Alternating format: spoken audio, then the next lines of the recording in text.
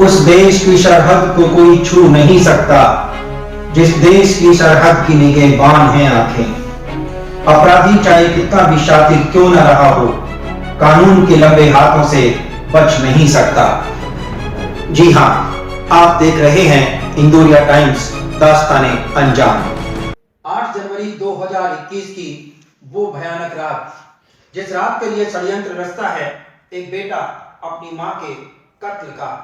भला ऐसी क्या मजबूरी रही होगी कि बेटे को अपनी मां के कत्ल करने के लिए साजिश करनी पड़े और साथ लेना पड़े अपने अजीज दोस्त का। यानी दो बेटों के द्वारा मिलकर एक मां की हत्या कर देना अपने आप में कितना बड़ा गुनाह और जुर्म हो सकता है, ये एक अपने आप में एक बड़ा सवाल पैदा होता है।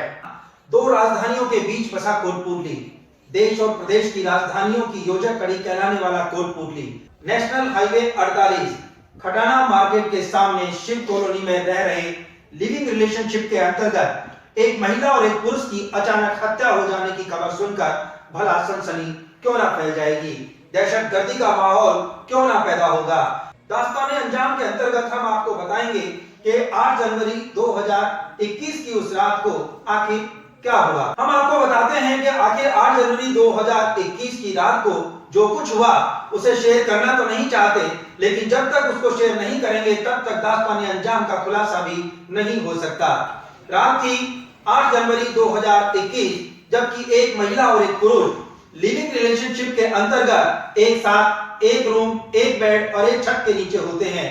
तभी अचानक उसके उन दोनों में से किसी एक व्यक्ति के बेटे को इस बात की भनक लगती है कि आज यहाँ रिश्ते तार-तार होने वाले हैं, मानवता शर्मसार होने वाली है। एक साजिश के तहत, योजना के तहत बेटा अपने दोस्त को वहां बुलाता है और इंतजार करता है उस घड़ी का जबकि शर्मसार कर देने वाले इन दोनों ही रिश्तों को हमेशा हमेशा के लिए कैसे खत्म किया जा सकता है।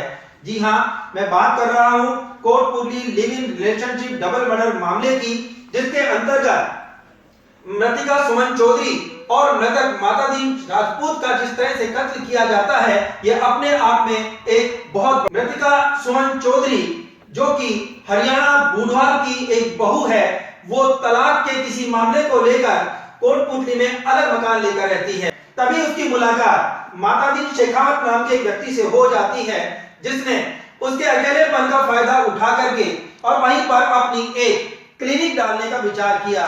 अभी जब हमने बात पुलिस से की तो वो किस तरह के डॉक्टर हैं, चिकित्सक हैं या कि झोला छाप डॉक्टर्स के अंतर्गत उन्हें शामिल किया जाता है, ये अपने आप में जांच का विषय है। लेकिन उस मकान के बाहर क्लिनिक का बोर्ड लगा करके स्वयं को डॉक्टर बता करके रहने वाला वो व्यक्ति एक किराएदार बन के उस घर में आता है और कब उसके रिलेशन लिविंग रिलेशनशिप में कन्वर्ट हो जाते हैं। इससे पहले कि हम इस मामले के अंदर आगे जाएं, हम सबसे पहले सवाल यहाँ पर ये खड़ा करना चाहता है इंदौरिया टाइम, आखिर रिलेशन है क्या। माना जाता है कि हिंदुस्तान रिश्तों का जन्मदाता कहा जाता है।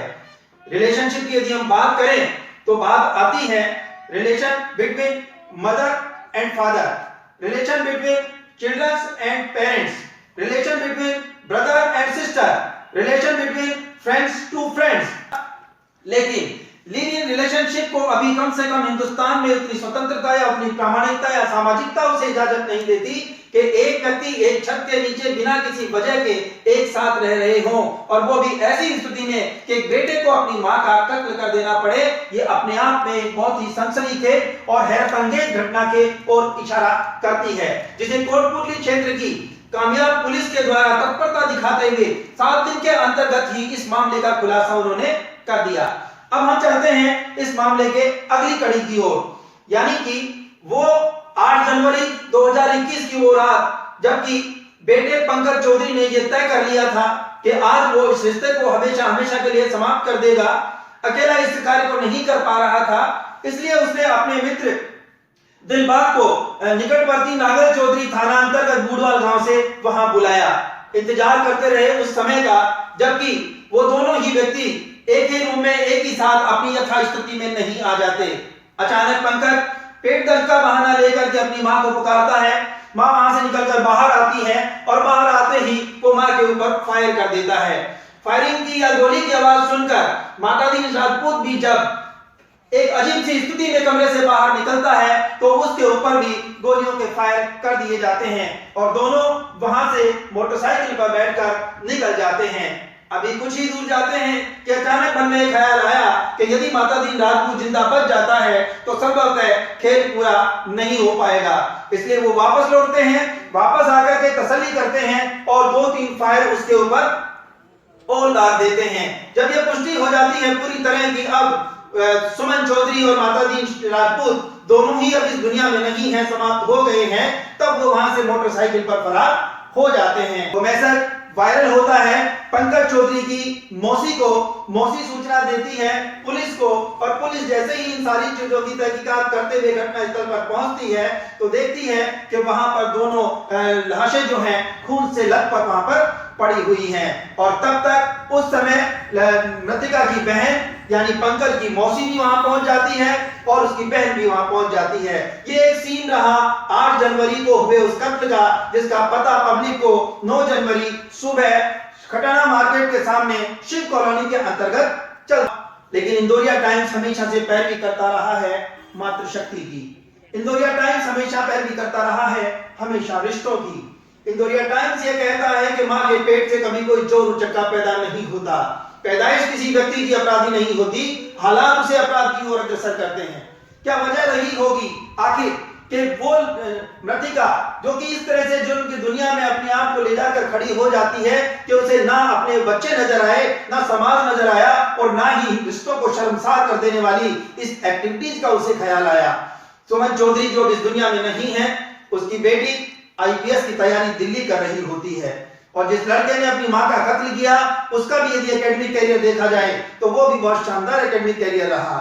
फिर आखिर क्या वजह हो सकती है कि इस शानदार बच्चों के फ्यूचर को देखते हुए माता पिता के द्वारा कोई ना कोई कार्य ऐसा किया जाता है जिससे कि बच्चों का भविष्य हमेशा हमेशा के लिए अंधकार में हो जाता है। ठीक ऐसी ही इस घटना के अंतर्गत सवाल आता है कि हमेशा गलती बच्चों की नहीं होती, बहुत बार गुनहगार पेरेंट्स भी होते हैं। हमें समीक्षा करनी होगी इस बात की कि हम एक अच्छे लॉजिंग और बोर्डिंग तक सीमित ना रहें, बल्कि बच्चों की परवरिश कुछ इस तरह से होनी चाहिए कि वो जुर्म की दुनिया से कोसों दूर रहकर अपने और अपने समाज और अपने देश का नाम रोशन कर सके। अब सवाल ये आता है कि कोटपुतली परिक्षेत्र की पुलिस पर एक के बाद एक उठते सवाल उसके लिए एक चुनौती बनते जा रहे थे।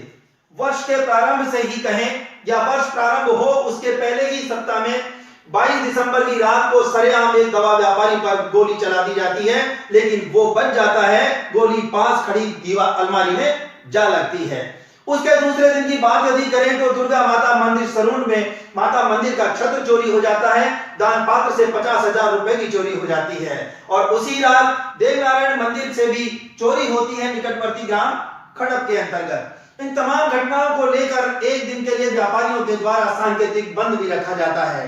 अतिरिक्त पुलिस अधीक्षक राम कुमार कुशवाहा जाकर के मीटिंग में ये बात कहते हैं, बहुत जल्दी इन सभी समस्याओं का खुलासा हम अतिशीघ्र कर देंगे। अभी बात पूरी हुए 2 दिन भी नहीं हुए थे कि अचानक ये डबल मर्डर का मामला सामने आ जाता है। इन सारी बातों को चुनौती के रूप में स्वीकार करते हुए जयपुर ग्रामीण SP doctor Shankar Dutt Sharma, ASP Ramkumar Kushwaha, police उपाधीक्षक दिनेश यादव और कोटपुतली के सराउंडिंग के चारों थानों के थाना इंचार्ज के साथ साथ पुलिस का एक जवान इस बात के लिए बिल्कुल संकल्पित था कि बहुत जल्द इन मामलों का खुलासा हम करते रहेंगे। और इसी का परिणाम था कि 15 जनवरी को जयपुर ग्रामीण एसपी डॉक्टर शंकर दत्त शर्मा अपनी पूरी टीम के साथ स्थानीय पुलिस थाने के अंतर्गत डबल मर्डर मामले का खुलासा कर देते हैं।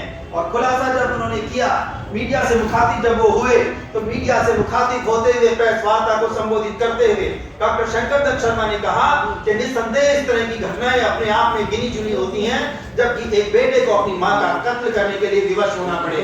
बहरहाल कोटपुतली पुलिस की इस कामयाबी के लिए उन्होंने न केवल जवान से लेकर अधिकारियों की भी सफाई उन्हें पुरस्कृत किए जाने की घोषणा की, अभी तो इस बात का भी उन्होंने विश्वास दिलाया कि बहुत जल्द क्षेत्र में पनपने वाले क्राइम को हमेशा हमेशा के लिए खत्म कर दिया जाएगा। चलिए अब हम बात करते हैं उस दिन की यानी 9 जनवरी की घटना जब घटती है उस दिन भी जयपुर ग्रामीण एसपी शंकर दत्त शर्मा आते हैं और क्या कुछ कहते हैं, चलिए बात करते हैं डॉक्टर शंकर दत्त शर्मा से, जो कि घटनास्थल पर पहुंचे और उन्होंने प्रथम दृष्टया इस मामले को किस तरह से लिया। ये बिल्कुल सही है। सुमन चौधरी नामक महिला है, ये और माता दीन एक व्यक्ति और है। उन दोनों की गोली लगने से मृत्यु हुई है। जो सुमन चौधरी का लड़का है पंकज, वो अभी यहाँ से फरार है। किसी ने सूचना अपनी मौसी को दी थी। पुलिस अनुसंधान कर रही है। एफएसएल टीम को बुला लिया गया है। एमओबी आ रही है, डॉग स्क्वाड भी आ रहा है और अति शीघ्र हम इस घटना का खुलासा करेंगे। जहाँ तक प्रथम दृष्टया जो चीज़ अभी तक पाई गई है उसमें ये प्रतीत होता है कि अवैध संबंधों को लेकर घटना घटित हुई। एफएसएल टीम को बुलाया गया है, अनुसंधान जारी है। तो जब तक एफएसएल टीम नहीं पहुंचती तब तक हम किसी निर्णय पर नहीं पहुंच सकते। अनुसंधान किया जा रहा है और जो इनका लड़का था जिन्होंने सूचना दी थी वो भी मौके से फरार है। इसको हम तलाश कर रहे हैं। 20 साल का 20 साल का हम प्रयास कर रहे हैं, बहुत जल्दी खुलासा करेंगे। घटनास्थल पर पहुंचे पूर्व विधायक, संसदीय सचिव, वर्तमान आरएलपी प्रदेश महासचिव रामस्वरूप कसाना, उन्होंने स्थानीय विधायक राजेंद्र यादव, राज्य मंत्री राजेंद्र सिंह यादव के ऊपर तंज कसते हुए जवाब कह दिया कि उनके आवास से मात्र 200 मीटर की दूरी पर मर्डर हो जाने के बावजूद भी अभी तक ना तो वो खैर कुशल पूछने वहां आए और ना ही उन्होंने अपनी कोई नैतिक जिम्मेदारी ली। ये कोटपुतली में जिस प्रकार से जो कानून व्यवस्था चौपट हुई है, आए दिन जिस प्रकार की घटनाएं घट रही हैं, अभी कुछ समय पहले ही एक व्यापारी पे गोली चली है, आज यहाँ डबल मर्डर हुए हैं और उससे पहले अपने सरून थाने में भी जैसे सरून माता के मंदिर में चोरी। कानून नाम की व्यवस्था कोटपुतली में बची नहीं है और जो आए दिन बदमाशों के हौसले बुलंद हैं और इन जैसी घटनाओं को रोकथाम करने के लिए पुलिस को सख्त से सख्त कार्रवाई करनी पड़ेगी, तब जाकर कहीं ये घटनाएं रुकेंगी, वरना आम आदमी आज सुरक्षित अपने आप को महसूस नहीं कर रहा है। कि रामराज की जो बात किया करते थे, खास तौर से उनका ये दायित्व तो होता है कि ऐसी घटनाएं हों तब तो कम से कम मौके पे आए और खुद के मकान से, जो राज्य मंत्री के मकान से अगर 200 मीटर दूरी पर ही ये घटना घटी है फिर भी वो स्वयं नहीं आना, ये कई बातें हैं जो और ख़ास तौर से ऐसी घटनाएं पुनः न हो, इनके लिए कोटपुतली वासी फिर से आंदोलन करेंगे ताकि पुलिस अपना कार्य करे और आम आदमी में विश्वास कायम कर सके। जहां लोग बात किया करते थे, आज ऐसी स्थिति बन गई है कि अपने आप में, चाहे मोटरसाइकिल चोरी की बात करें तो अपन इसमें तो सोच नहीं सकते कि शायद राजस्थान में सबसे पहले नंबर पे अगर कोई आ रहा है तो कोटपुतली आ रहा है। और मामले देखिए, जब कोटपुतली में पहले अकेला थाना था और उसके बाद अब 3 थाने होने के बावजूद भी इन घटनाओं के ऊपर कहीं कोई लगाम नहीं लग रहा। इसका मुख्य कारण है कि पुलिस की उदासीनता ये दर्शाती है कि वो आम आदमी में विश्वास अपना कायम नहीं कर पा रहे, कि जब तक पुलिस का आम आदमी में विश्वास और अपराधी में भय नहीं होगा, जब तक कानून व्यवस्था कायम नहीं रह सकती। खटाना मार्केट शिव कॉलोनी में 9 तारीख की मॉर्निंग में 9 जनवरी को सुबह सूचना मिली थी कि कोई फायरिंग की घटना हुई है। सर्वप्रथम तो जब घटना का स्थान पता नहीं था और मीडिया में और सभी जगह ये आई कि बहुत बड़ी घटना हो गई है फायरिंग की, तो पुलिस ने तलाश किया। तलाश करने पता लगा कि खटाना मार्केट में एक मकान है जहाँ पर माता दीन और सुमन देवी का फायर आर्म्स यूज करते हुए मर्डर हो गया है। डबल मर्डर था, बहुत सनसनीखेज था और गंभीर घटना थी। इस घटना पर जो एडिशनल एसपी कोटपुतली हैं राम कुमार जी, सीओ दिनेश यादव साहब, ब्रजेश जी उपाध्याय एसएचओ प्रापुर आईपीएस प्रोबेशनर और रतन देवासी आरपीएस प्रोबेशनर, रविंद्र जो कोटपुतली एसएचओ वर्तमान में उनके, विक्रांत, देशराज और इनकी एक पूरी टीम बनाई गई, विशेष टीम बनाई गई।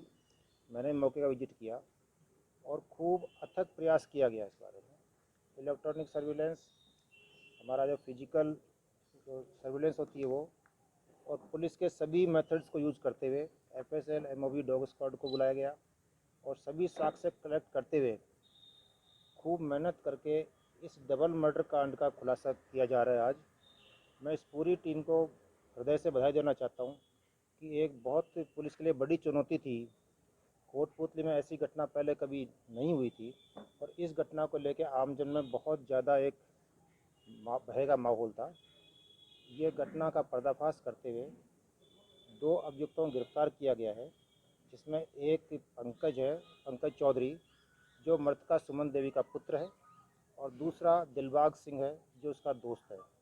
ये दोनों ही हरियाणा के रहने वाले हैं। बुधवाल जगह है महेंद्रगढ़ ज़िले के अंदर, वहाँ से हमने इनको अरेस्ट किया है और इनसे पूछताछ की जा रही है। ये एक बहुत बड़ी घटना थी।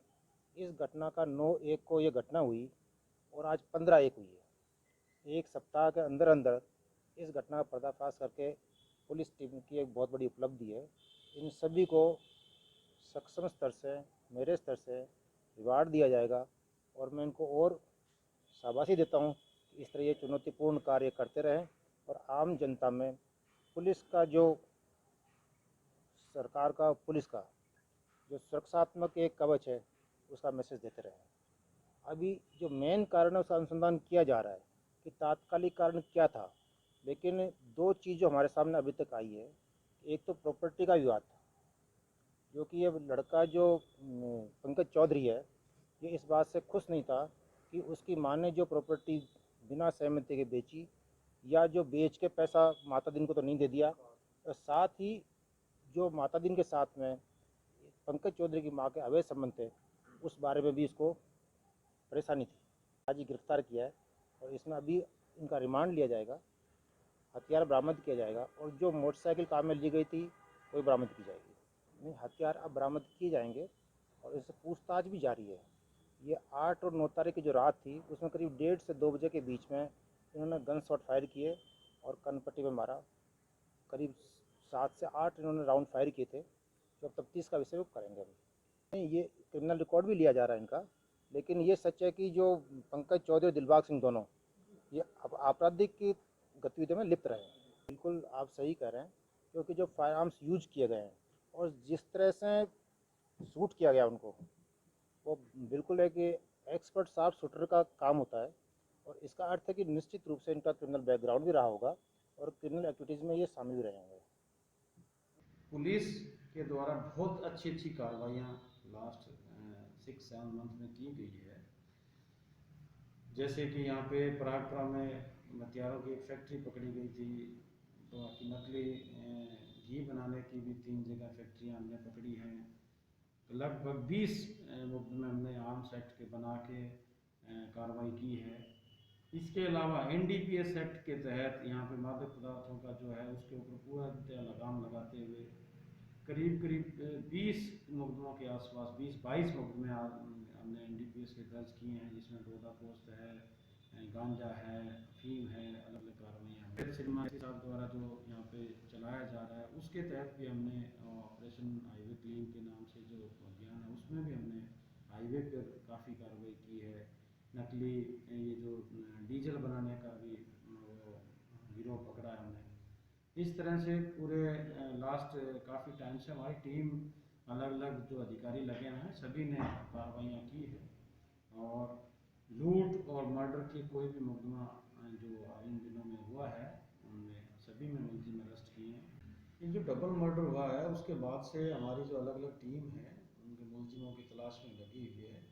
प्रथम दृष्टया जो एविडेंसेस आए हैं उसके आधार पे इनका पारिवारिक मैटर लगता है, उसी एंगल पे तफ्तीश करते हुए अलग अलग टीमें भिजवाई है। उनका जो मृतका है उसका जो लड़का है वो भी घटना के होने के बाद से ही गायब है, उसकी तलाश में भी हमने अलग अलग टीमें भेजी है। यहाँ से घटना होने के बाद उसका जयपुर की तरफ मूवमेंट था, हमने जयपुर भी अलग अलग जगह पे दबिशें दी है, कुछ लोग संदिग्ध लोगों से पूछताछ की है और उसी के आधार पे कुछ एविडेंसेस आए हैं उसी को आगे बढ़ा। और ये जो मर्डर का मामला है, डबल मर्डर का, लगभग ये कंफर्म कर लिया है कि इसमें मुलजिम कौन कौन है और उसके हिसाब से हम तलाश कर रहे हैं। जल्दी हम इसके ऊपर गिरफ्तार करेंगे। और गुजरते वक्त के साथ साथ माना जा सकता है कि 7 दिन के अंदर अंदर पुलिस ने खुलासा कर दिया और खुलासा करने के साथ ही पुलिस के द्वारा न्यायालय में उन्हें जब पेश किया गया तो न्यायालय के द्वारा दोनों ही आरोपियों को पुलिस रिमांड पर सौंप दिया। पुलिस रिमांड के दौरान पंकज चौधरी ने स्वीकार किया कि शनिवार को उसका जन्मदिन था, शुक्रवार को वो जयपुर से अपने गांव लौट रहा था कि पुलिस का तकनीकी तंत्र इस तरह से सक्रिय था कि उन्होंने उसकी लोकेशन को ट्रेस करते हुए नाकाबंदी के जरिए उसे बीच में ही दर दबोचा। और इस तरीके से अभी वो दोनों लॉकअप में हैं और उन्होंने स्वीकार किया कि कुल मिलाकर उनके द्वारा 7 राउंड किए गए थे। दोनों आरोपियों ने मिलकर कुल मिलाकर 7 राउंड किए, जिसके अंतर्गत 4 राउंड पिस्टल से किए गए थे और 3 राउंड जो है वो देसी कट्टे के माध्यम से उन्होंने किए थे, जिसे पुलिस ने आज देसी कट्टे को बरामद कर लिया गया है। कहने का मतलब यह है, यूं ही नहीं बन जाता पुलिस का वो ध्येय वाक्य, अपराधियों में भय और आमजन में विश्वास। जी हां, हम सभी को अपराधियों में भय पैदा करते हुए पुलिस प्रशासन के प्रति विश्वास कायम रखना होगा, तभी कहीं जाकर हम सुरक्षित रह सकते हैं। देखते रहिए दास्ताने अंजाम इंदौरिया टाइम्स। भाई रेंज में मैंने ज्वाइन किया अभी, तो एक बार पूरी रेंज को देखना है घूम के, और जो पुलिस के ऑफिसर्स हैं, पुलिस के जवान हैं, उनसे बात करनी है। मेरी किस तरह की वर्किंग है उनको बताना है, मेरी क्या एक्सपेक्टेशन है, उनकी मुझसे क्या एक्सपेक्टेशन है वो जानना है, और जो आपराधिक परिदृश्य है उसके बारे में जानकारी हासिल करना है।